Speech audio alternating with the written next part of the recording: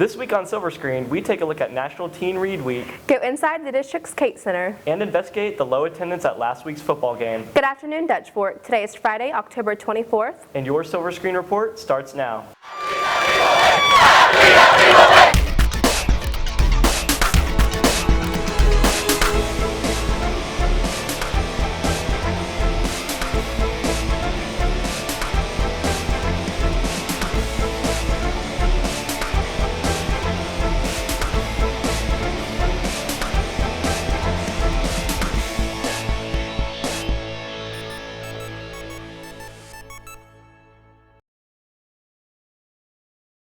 That new intro you just saw is the third in a series of 5. When the last one airs on the Friday of Election Week, we're going to let you vote for your favorite on foxfusion.org. Speaking of voting, today is the day to vote for senior superlatives. Voting will take place during all 4 lunches.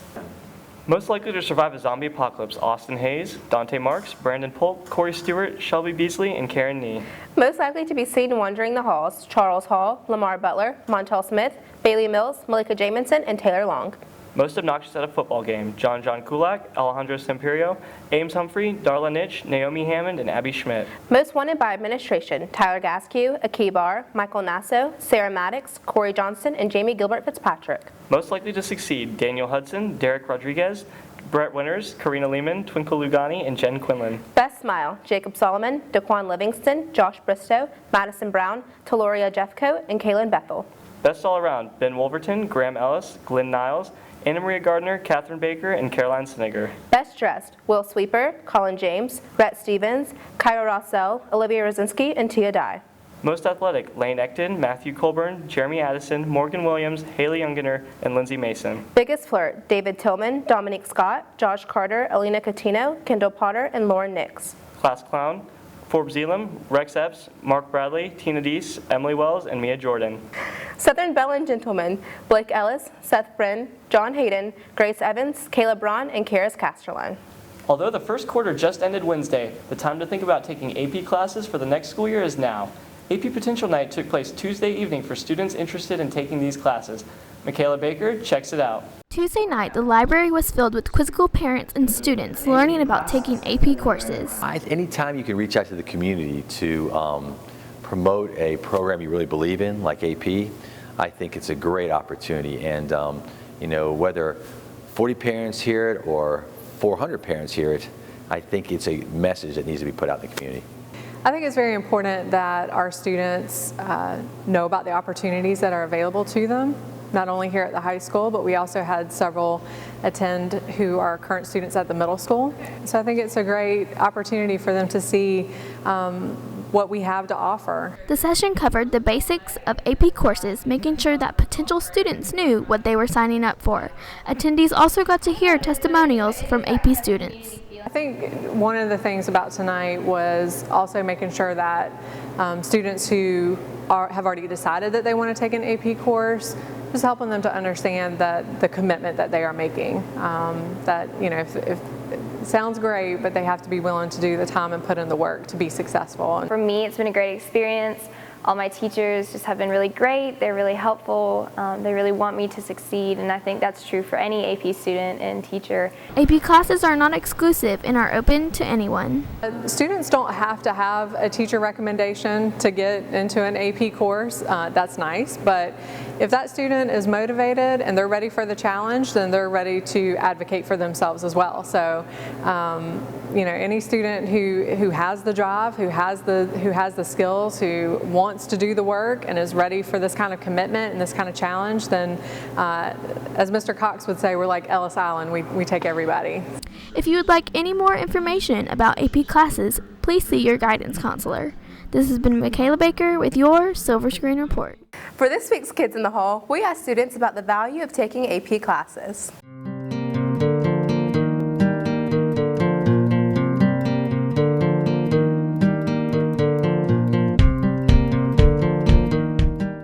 I think it's good to take AP classes because, colleges love to see that on your transcript. And they like to see what classes you were taking from 9th grade up. So if you have good classes like AP, they'll think you're really smart and they'll want you into college. because for one, I don't have to take them in college, and it gives me like a challenge, and I like having mostly sophomores in those classes. I take AP classes to hopefully earn college credit. It challenges me to go beyond the normal curriculum, and it's a good cushion for my GPA. Hey Ariana, you know what I always wanted to do? What? Take a class at the Kate Center. There are so many cool classes, from culinary arts, where they actually prepare food, to veterinary science, where they actually bring in real animals. Maddie Mason visited the Kate Center earlier this week. From culinary arts to fire safety, the Kate Center offers 17 different programs not offered at traditional high schools that can help students further their career path. Well, this is different from a regular classroom setting because we get to bring a lot of animals in and do a lot of hands-on stuff, like we have the horses here right now, and all the animals we bring in and all the animals we have in class that you can't have in normal high school. Instead of just reading about how to do something, they actually do it. And a lot of times what we do here at the center is we do something first and then go back and talk about it. It's a lot more hands-on. There's only so much you can learn by looking and reading a book, but when you're actually there doing it, you learn a lot more skills beyond just how to do it, but you learn little tricks and little things you can do to make it easier. Learning by the book, you just kind of read stuff, write it down, hope you remember it for a test. And here you read stuff, write it down, do it. It's just overall a lot easier to learn hands-on with these cars than it is through a book. The center differs by being more hands-on and involved in the class. Class has benefited me to help me grow and develop my character, but also to see whether or not that firefighting is something I want to do for the rest of my life. It kind of, you dive right into it, and this is what they do. Kate Center, they have a lot more like gadgets and gizmos. Like we got to explore the Google Glass in this class. We also have the flight simulator. This class has been really helpful because I want to be a vet, so obviously animal science is really helpful, and Ms. Jones actually helped me get a job recently at a veterinary clinic, and it's really good to get hands-on experience for future careers. The hands-on experience gives the students an idea of what they will do in their future career. Let me know what I like about firefighting, what I don't, to know that even if I don't go into the firefighting field, I know that military and police work and that kind of stuff that's what I'm called to do. That's where I want to be.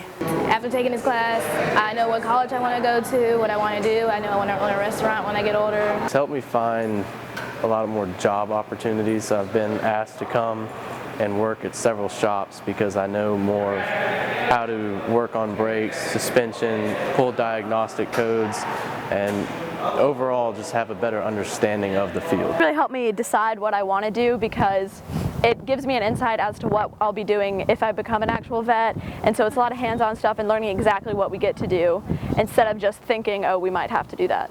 It really is beneficial as far as finding job opportunities and knowing what you're doing, because what they're teaching in this class is what they're doing in the field now. We encourage students to pursue lots of opportunities. We have opportunities here, there are opportunities at their high school. We encourage them to explore lots of things before they decide this is what I want to do, because it'd be terrible to get a 4-year degree and decide I don't want to do this. This has been Maddie Mason with your Silver Screen Report. Did you smell the hot chocolate in the media center this week? Yes, that can only mean one thing. It's Teen Read Week. Malik Brazil checks it out. Silence permeates the library as only the papery sounds of turning pages can be heard. These are signs of Teen Read Week. Teen Read Week is a week dedicated to teens and their love of reading and promoting that across libraries around the country. I liked doing the Kahoot game because it was fun having a competition between everyone in my class. I like the hot chocolate and the pretzels, but it was a good experience. I liked it. Students were served hot chocolate and played games. I think the main goal is just to encourage reading, especially reading for pleasure, because a lot of teens don't necessarily see reading as something to do for fun, and so it's just a way to talk about new books and encourage kids to get in the library and to read just in their spare time. My favorite book is Paper Towns by John Green because I never got bored with it and I read it in one day. It'll give you something to work towards in life, give you some goals to set. Students and teachers both agree that Teen Read Week is a beneficial experience. I think the theme is a good one for Teen Read Week because when you do read a book, you can maybe take on the persona of another character and see their hopes and dreams, and maybe they align with something that you want to do in your life. Reading books can help advance your education. Have calmed down a little bit here. We're finished with all our orientations. We think students have a chance to maybe catch their breath and get a book to read for pleasure. And because it is a nationally sponsored event, we can really get support on ideas for what to do to promote it. This has been Malik Brazil with your Silver Screen Report. From current events like yesterday's Ebola Awareness Day to educating students about the United Nations, the Model UN Club aims to keep students informed about world events and politics. Malik Walker attended the club's first meeting last Thursday. Here's the story. Model UN is a student-run club in which participants replicate the real United Nations, where students address real-world issues. I joined Model UN because I'm interested in foreign affairs, other countries, geography, and I just thought I needed to join a club, and I think it will be very interesting. I'm in Model UN because I'm greatly interested in all the world current events, and I'm also greatly interested in different cultures. From Ebola to foreign affairs, students benefit from the debates.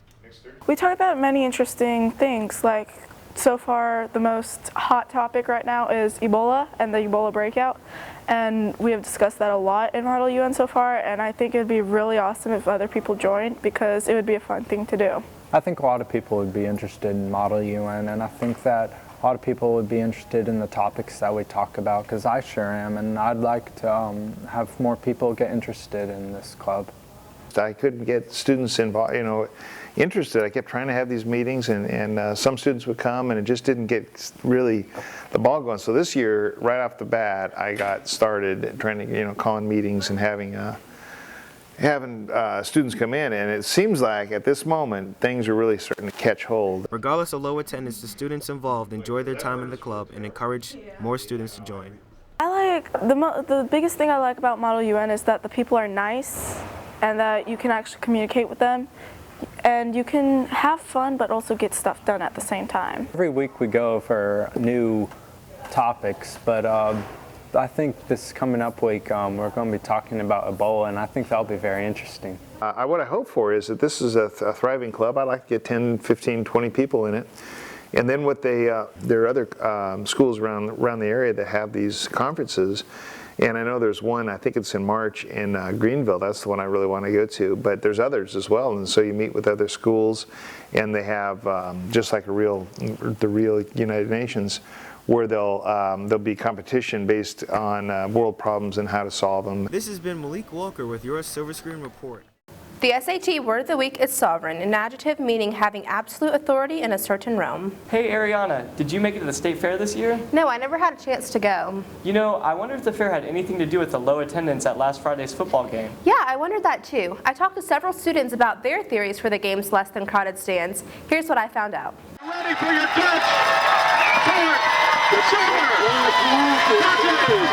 The football team added to their 6-2 season with a final score of 56-14 against Blythewood last week.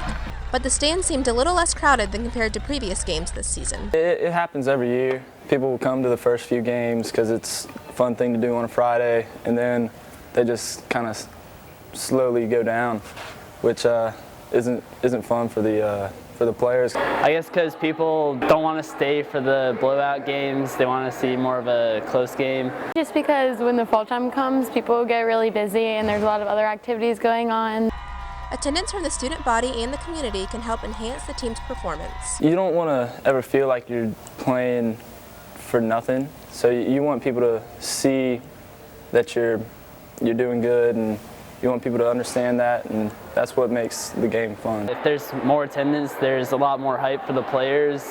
I think the energy and excitement from the student section flows and kind of helps the football team play better, and it gets them pumped up. With the high-scoring games of this season, the topic of being too good for the 4A division often comes up. I think we have a really good athletic program, especially with football, so I think they're not really competition. We have so many good players that we could be in a higher level. The team encourages all students to attend the remaining games of the season. Come, we need y'all. We feed off y'all, so we need it bad.